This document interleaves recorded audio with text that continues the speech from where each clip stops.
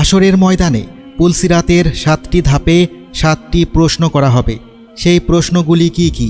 প্রশ্নের উত্তর দেওয়ার পর ওপারে কে আমাদের জন্য অপেক্ষা করবেন, তারপর ফেরেশতারা আমাদের সঙ্গে কি করবেন।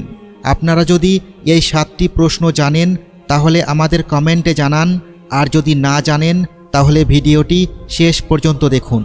আরবিতে সিরাত অর্থ পথ বা রাস্তা, যার অর্থ পুলসিরাত হচ্ছে সেই রাস্তা যা জাহান্নামের উপর দিয়ে যায় এবং যা চুলের চেয়েও চিকন, আগুনের চেয়ে গরম এবং তরবারি চেয়েও ধারালো।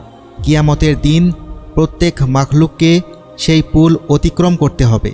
যারা জান্নাতবাসী হবেন তারা তাদের ঈমান ও আমল অনুযায়ী স্বাচ্ছন্দ্য অথবা কষ্টের সাথে সেতুটি অতিক্রম করে জান্নাতে চলে যাবে, এবং যারা তাদের আমলের কারণে জাহান্নামে থাকবে তারা সেতু থেকে পড়ে গিয়ে জাহান্নামে পতিত হবে। ঈমানদারদের জন্য সেই সেতুটি একটি সুন্দর উপত্যকায় রূপান্তরিত হবে, যেখানে তারা কোনো সমস্যা ছাড়াই অতিক্রম করে জান্নাতের দরজায় পৌঁছে যাবে। ঈমানদারদেরকে তাদের কর্ম অনুযায়ী নূর বা আলো দেওয়া হবে, যার আলোতে তারা সেই পুলের মধ্য দিয়ে পথ নির্ধারণ করবে। তাদের মধ্যে অনেকে প্রবল বাতাসের মতো দৌড়ে পার হয়ে যাবে, তারপর অনেকে হাঁটুতে ভর দিয়ে পার হবে এবং অনেকে হামাগুড়ি দিয়ে পার হবে। নবী করিম সাল্লাল্লাহু আলাইহি ওয়াসাল্লাম বলেন, আমি এক রাতে এক অদ্ভুত দৃশ্য দেখেছি। আমি দেখেছি আমার উম্মতের মধ্য হতে একজন পুলসিরাতের উপর বুকের উপর ভর দিয়ে টেনে টেনে পার হচ্ছিল এবং কখনো হাঁটুর উপর ভর দিয়ে চলতে থাকে। এমন সময় তার কাছে সেই দরুদ পেশ করা হলো যা দুনিয়াতে আমার জন্য পাঠ করছিল। সেই দরুদের ফজিলতের কারণে সে উঠে দাঁড়াতে সক্ষম হয় এবং দ্রুত পুলসিরাত পার করতে পারে। আখিরাতের সময় অনুযায়ী পুলসিরাতের দূরত্ব 3000 বছর। এক রেওয়ায়াতে বলা হয়েছে যে জাহান্নামে 7টি পুল রয়েছে। প্রত্যেক পুলের মাঝে দূরত্ব 70 বছরের সমান এবং প্রতিটি পুল তলোয়ারের মতো ধারালো। এর উপর দিয়ে অতিক্রমকারী দলগুলোর মধ্যে প্রথম দলটি চোখের পলকে পার হয়ে যাবে, দ্বিতীয় দলটি বিদ্যুতের মতো পার হয়ে যাবে, তৃতীয় দল ঝড়ো বাতাসের মতো পার হয়ে যাবে, চতুর্থ দল পাখির গতিতে পার হয়ে যাবে, পঞ্চম দল ঘোড়ার মতো পার হয়ে যাবে, ষষ্ঠ দল দৌড়ে চলা মানুষের মতো পার হয়ে যাবে, সপ্তম দলটি পথচারীর মতো পায়ে হেঁটে পার হয়ে যাবে। তাদের সবার শেষে একটা দল অবশিষ্ট থাকবে। যখন তাদেরকে যেতে দেওয়া হবে তারা পুলসিরাতের ওপর তাদের পা রাখবে, কিন্তু তাদের পা কাঁপতে শুরু করবে, তাই তারা হাঁটু গেড়ে বসে পড়বে। অগত্যা তারা হাঁটুতে ভর দিয়ে চলতে শুরু করবে এবং জাহান্নামের আগুনের স্ফুলিঙ্গ তাদের পায়ে এবং পায়ের তলা পর্যন্ত পৌঁছাবে। তারপর তাদের পেটের উপর ভর করে টেনে টেনে চলতে শুরু করবে। অতঃপর তারা তাদের হাত দিয়ে পুল আঁকড়ে ধরবে, আগুনও তাদেরকে ঘিরে ধরবে। এরপর আগুন থেকে বাঁচার জন্য পেটের উপর ভর করে টেনে টেনে চলতে শুরু করবে। তারা আগুন অতিক্রম করার পর তারা ঘুরে দাঁড়াবে এবং জাহান্নামের দিকে তাকিয়ে বলবে, হে আল্লাহ, আমাদেরকে এই জাহান্নামের আগুন থেকে রক্ষা করেছেন, তিনি মহাপবিত্র। এই সেতুর প্রথম ধাপে আমাদের ঈমান অনুযায়ী প্রশ্ন করা হবে। আমাদেরকে ঈমানের আরকান সম্পর্কে জিজ্ঞাসা করা হবে, যার মধ্যে আল্লাহর প্রতি ঈমান, ফেরেশতাদের প্রতি ঈমান, পবিত্র গ্রন্থের প্রতি ঈমান, সকল নবী রাসূলের প্রতি ঈমান, আখিরাতের উপর ঈমান এবং ভালো মন্দ ভাগ্যে বিশ্বাস।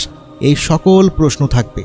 যখন কেউ এই সমস্ত প্রশ্নের উত্তর দিতে সফল হবে তখন তাকে পরবর্তী ধাপে পাঠানো হবে, যেখানে তাকে নামাজ সম্পর্কে জিজ্ঞাসা করা হবে, সে পূর্ণ নামাজ পড়েছিল কিনা।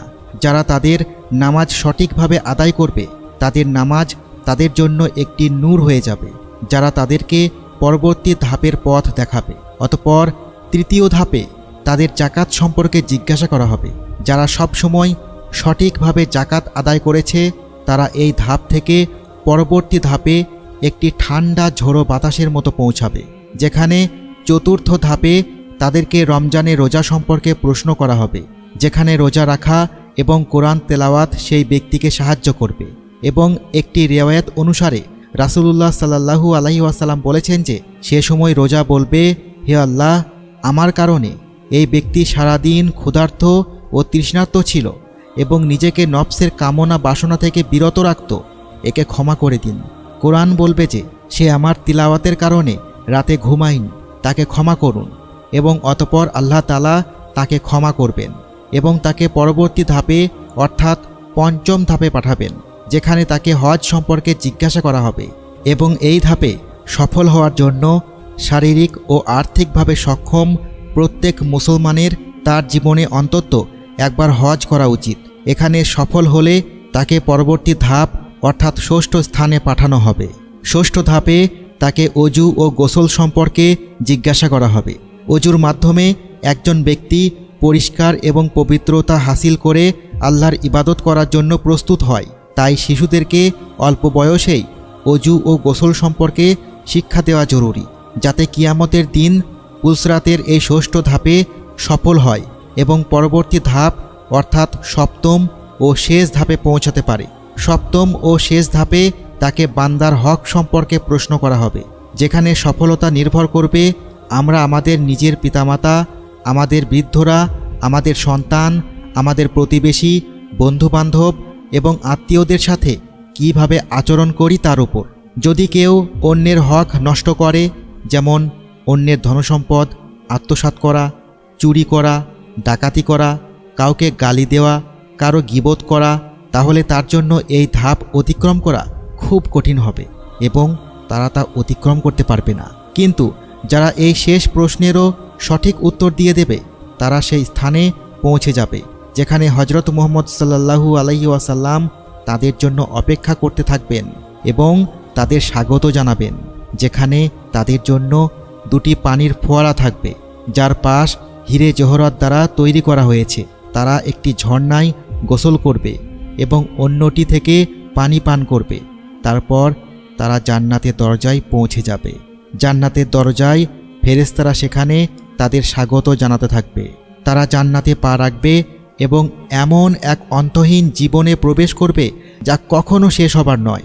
আল্লাহ তাআলা আমাদেরকে এমন নেক আমল করার তৌফিক দান করুন, যার ফলে আমাদের পুলসিরাত পার হওয়া সহজ হয়ে যায়। আমিন।